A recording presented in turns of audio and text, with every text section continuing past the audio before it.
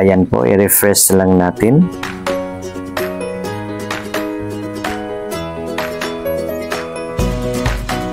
At ayan po guys, pumasok na sa ating GCash wallet ang 9,000 pesos na galing sa ating G-Credit. Hi guys! Welcome back to my YouTube channel. Once again, my name is Melvin, and for today's video ay nais ko lang pong ipaalam sa inyo na applicable pa rin po hanggang ngayon ang G-Credit na i-convert natin into cash.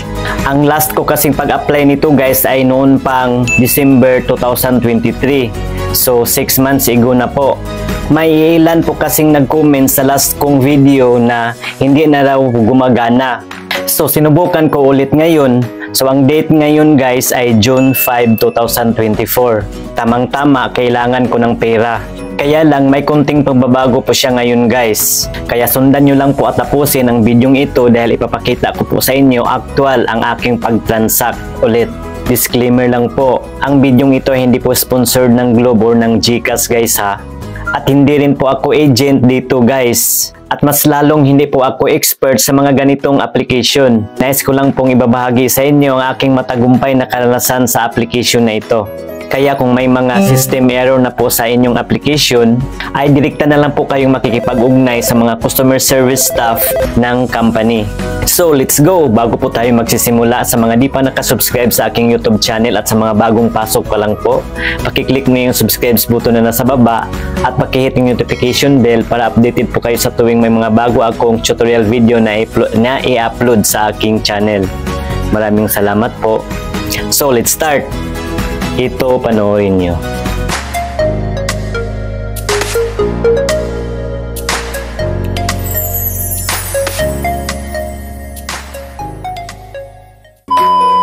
So ayan po guys, ang una ko pong ginawa ay binuksan ko muna ang aking GCash account para tingnan ko muna ang remaining balance ng aking G-Credit. So makikita natin ngayon guys na ang available balance ng aking GCash wallet ay 194.99 pesos. So ngayon guys, at titingnan ko muna ang aking available balance sa aking G-Credit. At uulitin ko, paalala lang po, bago natin gawin ang application na ito, ay kailangan po ay naka-unlock na po ang ating G-Credit at may sapat na po tayong credit limit. At kapag hindi pa po ma-open ang inyong G-Credit, meaning to say ay hindi pa po kayo qualified na gumamit ng G-Credit. Keep using lang po sa lahat ng features at services ng GCash tulad po ng buy load, pay bills, send money or transfer money to other bank, at panatilihin ding may laman ang ating GCash wallet.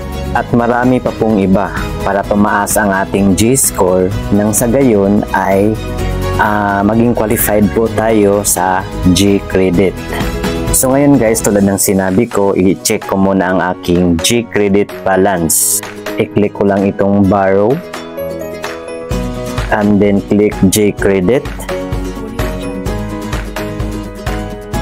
At ito po guys, ito na po ang aking remaining credit limit, 9,234 pesos. Dahil ang total credit limit ko ay 10,000 pesos at may nagamit po akong 765.14 pesos.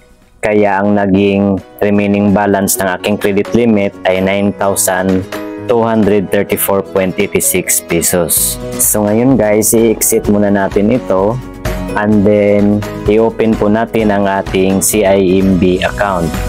Sa mga wala pang CIMB account guys, pwede nyo itong hanapin sa Play Store at i-download. I-search nyo lang CIMB. At ayan po, nakalagay na po ako sa aking CIMB account. So sa makikita natin guys, ang laman ng aking CIMB account ay 2,445.92 pesos. So ang una po natin gawin guys para ma-convert yung laman ng ating G-Credit into cash ay mag-cash in muna tayo dito sa ating CIMB account. I-click lang natin itong cash in and then dito po tayo sa over the counter, pindutin lang natin ito. And then dito po tayo sa other payment center, pindutin lang natin ito. And then dito po tayo sa EasyPay, open parenthesis, GCash or Payment Centers, close parenthesis. I-click lang po natin yan. Cash in from. So may pagpipilian pa rin tayo dito guys, kung saan natin gustong i-cash in ito. Pindutin lang natin ito guys para makapili po tayo. Itong Fast Plus at GSave guys ay pareho po itong produkto ng CIMB. Itong Fast Plus ay nasa loob lamang ng CIMB account. Samantalang itong GSave ay nasa GCash po ito guys, kapag nakalink na po ang ating GCash account sa ating CIMB. So ang pinili ko dito ay itong GSave para diretso na cash out doon po sa GCash. So ngayon guys, ilagay na natin dito kung magkano ang ating ika-cash in or ang ating i-convert sa cash na galing sa G-Credit. So halimbawa, 2,500 pesos yung nilagay ko at ito po ang nag-pop up. So dati kasi guys, yung first kong apply nito ay 3,000 pesos pa lang po ang minimum amount na pwede nating i-cash in. So ito na po yung ibig kong sabihin na nagbago, naging 5,000 pesos na po ang minimum. So hindi na po tayo pwedeng mag-cash in below 5,000 pesos. So dahil 9,000 pesos plus pa yung laman ng aking G-Credit, ay itry ko pong mag-cash in ngayon ng 9,000 pesos. Ayan po, 9,000 pesos. So pagtapos nyan, i-click natin itong continue.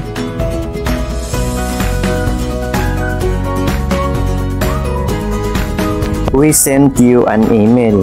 So nag-send daw ng email ang CIMB sa ating email address na inirehistro para sa instructions daw. Or pwede nating i-click itong payment instruction. Ayan po, may mga instructions dito sa baba kung paano natin itatransact ito. At ayan po, nakalagay na po ang ating i-cash in, 9,000 pesos.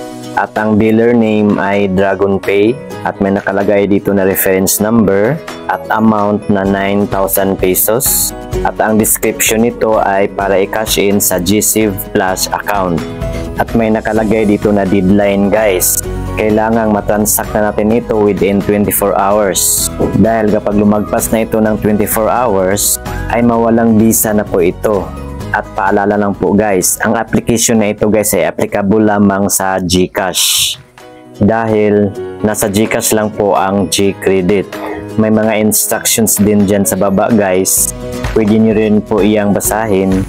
Anyway, ituturo ko rin naman ito sa inyo. So ngayon guys, i-accept muna natin ito guys.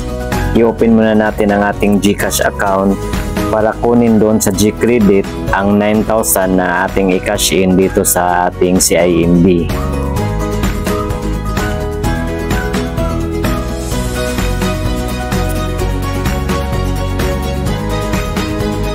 At ayan po, nasa dashboard na po tayo ng aking GCash account. So ang sunod po natin gawin ay i-click natin itong bills. And then, i-click po natin itong payment solution. And then, i-search po natin dito sa search bar ang DragonPay. Ayan po, i-click po natin yan. And then, ilagay po natin dito yung amount na i-cash in natin yung 9,000 pesos. May service fee pala guys na 10 pesos guys ha. Next po ay i-enter po natin ang reference number. So balik po tayo doon sa CIMB para kunin natin ang reference number. Pwede natin yan kopyahin dito guys, ilong press lang natin and then click natin itong copy. Ayan po, copied na po siya. And then dito natin i-paste. Pwede rin kopyahin na lang ninyo sa papel at ballpen kung nahihirapan po kayong mag-copy paste dito. Next po ay ang ating contact number. Ang nilagay ko pong contact number dito ay ang aking GCash number. Next po ay ang ating email address. Pagkatapos niyan, i-click natin itong next. And then click lang natin itong no, just pay bill. At ayan po, nagiging 9,010 pesos ang nakalagay. Dahil nadagdag na po dyan ang service fee. At dahil sa G-Credit natin kunin yung ating ika-cash in doon sa CIMB, So itong G-Credit ang lagyan natin ng check. Pagkatapos nyan, i-click natin itong next dito sa taas o sa may gilid. So i-check muna natin yung mga information na ating inilagay bago natin i-click itong confirm. Kapag okay na po, i-click na natin itong confirm.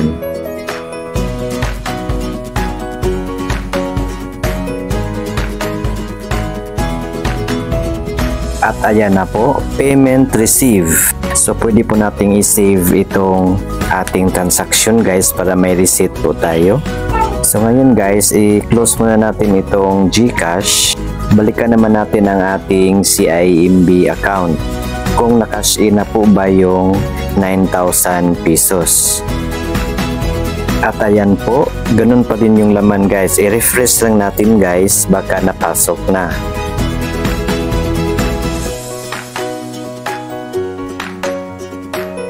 At ayan po guys, legit na legit guys. Pumasok na po yung kinash in nating 9,000 galing po sa G-Credit. So applicable pa rin po ang application na ito hanggang ngayon guys.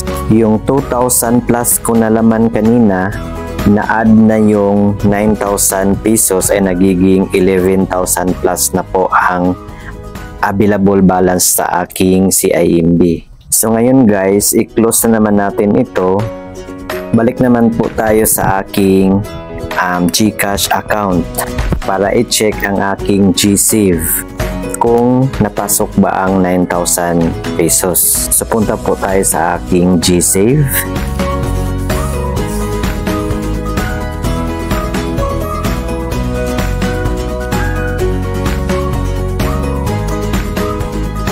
I-click natin itong CIMB. At ayan po guys, pumasok na po ang 9,000 na kinash in ko doon po sa CIMB. So ang next po natin gawin guys ay i-withdraw na natin itong 9,000 para makash out na natin doon po sa ating GCash wallet. I-click lang natin itong withdraw and then isulat po natin ang amount na 9,000. I-click na natin itong next. And then, i-click natin itong confirm. Hintayin ang one-time PIN na i-send ng CIMB sa ating GCash number. And then, i-click natin itong submit code. At ayan po, G-Save withdraw success. I-click na natin itong OK. Ayan po, i-refresh lang natin.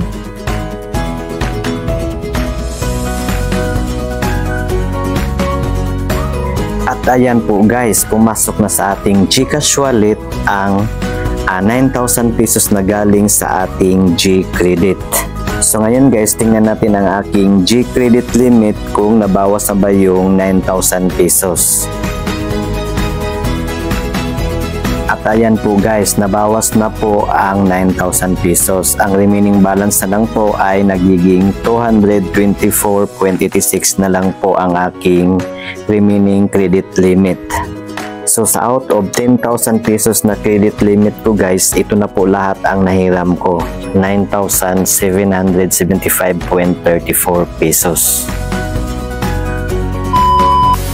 So ngayon guys, pwede ko na po itong i-withdraw gamit ang aking GCash card. At again, para sa mga wala pang mga GCash card dyan at gustong mag-avail nito, nasa description area lang po ang link, pakiclick na lang po kung paano mag-request nito online.